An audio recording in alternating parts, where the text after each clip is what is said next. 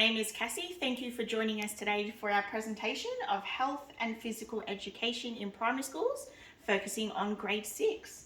Before we begin, we are just going to start with our acknowledgement of country. In the spirit of reconciliation, we acknowledge the traditional custodians of country throughout Australia and their connections to land, sea and community. We pay our respect to their elders past, present and emerging. And we extend that respect to all Aboriginal and Torres Strait Islander peoples here today. So health and physical education, the Australian curriculum for grade 6 students focuses on personal, social and community health and movement and physical activity. So this curriculum is then broken down into strands and substrands with focuses, for example, of being healthy, safe and active, contributing to healthy and active communities, learning through movement, so building on those movement skills they would have learnt in earlier years. So for example, throwing will be a focus on overarm throwing, for example, like in a baseball game, running, body placement and jumping. So it could be from just jumping in place to vertical jumping, for example, in basketball games. And understanding movement, so developing and enhancing that understanding of how their body works.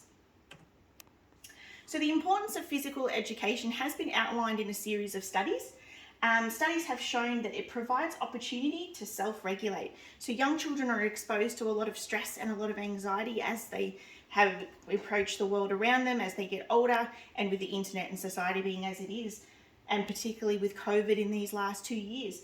So physical activity relieves stress and anxiety. Children become active and it lowers their risk of obesity. It improves social skills and improves concentration, teamwork and leadership skills, which can flow into other areas of academic and social life. So pedagogical approaches, so how teachers will teach students health and physical education.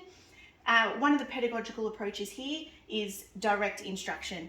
So as you can see, teachers will set the stage for learning based on this diagram here, model the expected learning outcomes and monitor and engage pupils with assigned learning tasks, and then evaluate assess pupils' progress.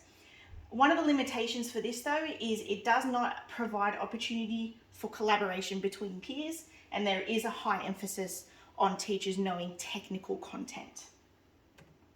Another pedagogical approach is inquiry-based approach and collaborative learning opportunities. So one of the benefits of this is this increases the opportunity to introduce and use ICT in teaching health and physical education.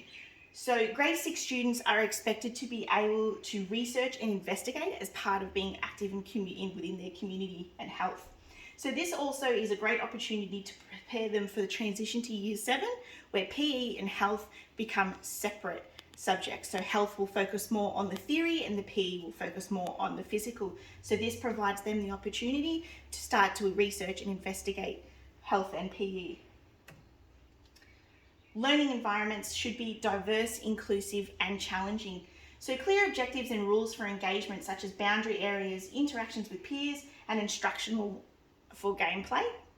And there should be opportunities for small group and large group collaboration. So some children might be feeling overwhelmed being in such a large area with a large group of children. So providing an environment that allows smaller group interactions will provide that opportunity for inclusivity.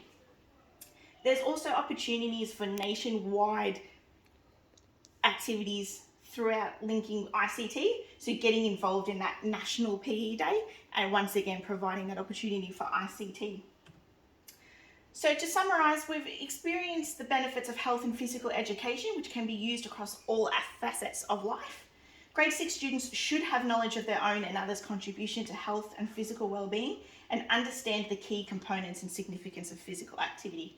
Teachers need to provide a well-rounded curriculum and ensure learning environments are appropriate, diverse and challenging. Thank you for joining me today.